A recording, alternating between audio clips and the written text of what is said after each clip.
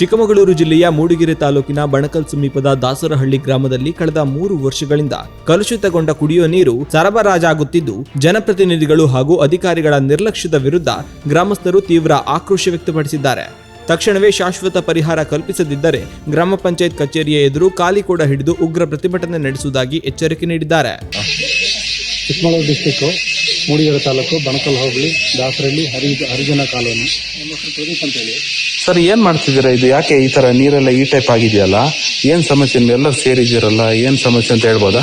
Sir, ಇದು ಇವತ್ತಲ್ಲ, ತುಂಬಾ ವರ್ಷದಿಂದ ನಮಗೆ ಹಿಂದೆ ಜಲದ ನೀರು ನಾವು ಕುಡಿತಾ ಇದ್ದೀವಿ. ಈಗ ಏನಾಗಿದೆ ಅಂದ್ರೆ ಮತ್ತಿಕಟ್ಟೆ ಭಾಗದಿಂದ ಏನು ಗೊಚ್ಚೆ ನೀರು ಏನ್ ಬರುತ್ತೆ, ಫಲ್ಪಾರ್ ಮಾಡಿದ ನೀರು ಏನ್ ಬರುತ್ತೆ, ಆ ನೀರೆಲ್ಲ ಅದೇ ನೀರಲ್ಲಿ ಆ ಹಳ್ಳದಲ್ಲೇ ಬಂದಿದ್ದ ನೀರನ್ನ ಅದೇ ಹಳ್ಳದಲ್ಲಿ ಹಳ್ಳದ ನೀರನ್ನ ಬಾವಿಗೆ ಬರೋದು ಡೈರೆಕ್ಟ್. ಜಲ ನೀರೇನು ಅದರಲ್ಲಿ ಬರಲ್ಲ, ಆ ಬಾವಿ ನೀರನ್ನೇ ನಾವು ಕುಡಿತಾ ಬಂದಿದ್ವಿ. ಈ ವಿಷಯಕ್ಕೆ ಸಂಬಂಧಪಟ್ಟಂಗೆ ನಾವು ನಮ್ಮ ಶಾಸಕರಾದಂಥ ನಾಯನ ಮೋಟಮ್ಮನವರಿಗೆ 3 ಬಾರಿ ಲೆಟರನ್ನು ಕೊಟ್ಟಿದ್ದೀವಿ, 2 ಬಾರಿ ವಿಸಿಟ್ಸ್ ಕೂಡ ಮಾಡಿದ್ವಿ. ಆಮೇಲೆ ಪಂಚಾಯತಿ ಕೂಡ 4 ಬಾರಿ ನಮ್ಮ ಗ್ರಾಮಸ್ಥರೆಲ್ಲ ಹೋಗಿ ವಿಸಿಟ್ ಮಾಡಿದ್ವಿ. ಯಾವುದೇ ಕ್ರಮ ತಗೊಳ್ಳಿಲ್ಲ. ನಮ್ಮ ಭಾಗದ ಗ್ರಾಮ ಪಂಚಾಯತಿ ಮೆಂಬರ್ಗಳ ಸಮೇತ ಸೇರಿಸ್ಬಿಟ್ಟು ನಾವು ಈಗ ಈ ನೀರನ್ನು ಶುದ್ಧೀಕರಣ ಮಾಡಿ ನಮಗೆ ಶುದ್ಧವಾದ ಕುಡಿಯೋ ನೀರನ್ನು ವ್ಯವಸ್ಥೆ ಮಾಡಿಕೊಡಿ ಅಂತ ನಾವು ಕೇಳಿದ್ವಿ. ಯಾವುದೇ ಕಾರಣಕ್ಕೂ ನಾವು ಈ ಶುದ್ಧ ನೀರನ್ನು ಅವರು ಇದುವರೆಗೂ ಮಾಡಿಕೊಟ್ಟಿಲ್ಲ. 3 ವರ್ಷ ಏನಾಗಿದೆ ಅಂದರೆ ನಾವು ಈಗ ಒಂದು ಫಂಕ್ಷನ್ ನಮ್ಮ ಮನೆಯಲ್ಲಿ ಫಂಕ್ಷನ್ ಮಾಡುವಾಗ ನಮ್ಮದೇ ನಾದ್ನಿಗೆ ಬೇಲೂರಲ್ಲಿ ಅಡ್ಮಿಂಟ್ ಆಗಿದ್ದು ಇದೆ. 2 ಜನ ಅಡ್ಮಿಂಟ್ ಆಗಿ ಪೇಷಂಟ್ ಆಗಿ ಈ ನೀರು ಕುಡಿದು ಅಡ್ಮಿಂಟ್ ಆಗಿದ್ದು ಇದೆ.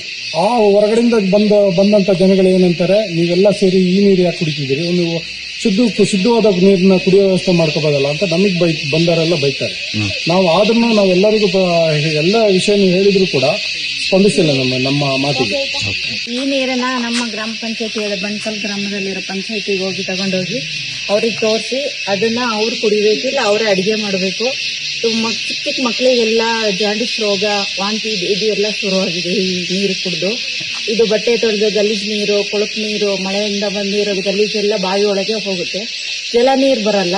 ಇದ್ರ ಬಗ್ಗೆ ಜನಪ್ರತಿನಿಧಿಗಳು ಹಾಗೂ ಶಾಸಕರು ಮತ್ತು ಕಾರ್ಯನಿರ್ವಹಣಾಧಿಕಾರಿಗಳು ಎಲ್ಲ ಕ್ರಮ ಕೈಗೊಳ್ಳಿಲ್ಲ ಅಂದರೆ ಪಂಚಾಯತಿ ಮುಂದೆ ನಾವು ಪ್ರತಿಭಟನೆ ಮಾಡಬೇಕಾಗುತ್ತೆ. ಇದು ಬೂದಿ ತಗೊಂಡೋಗಿ ತೊಳಿತಾರೆ, ಅದೇ ನೀರು ಬಾವಿ ಬರುತ್ತೆ ಸರ್, ಅದನ್ನೇ ಕುಡಿಯೋದು ನಾವು. ಬಸವೇರು, ಬಾಂಚೇರು, ಸಣ್ಣ ಮಕ್ಕಳು ಎಲ್ಲ ಆ ನೀರು ಕುಡಿದು ಏನಾಗ್ಬೋದು? ನಾವು ಮೇಲ್ಗಡೆ ಬಟ್ಟೆ ತೊಳೆಯೋದು, ಕೆಳಗಡೆ ನಾವು ನೀರು ಕುಡಿಯೋದು. ಯಾವ ಬಟ್ಟೆ ತಂದು ತೊಳಿತಾರೆ ಅಂತ ನಾವು ನೋಡ್ತಾ ಇರ್ತೀವಿ ಸರ್.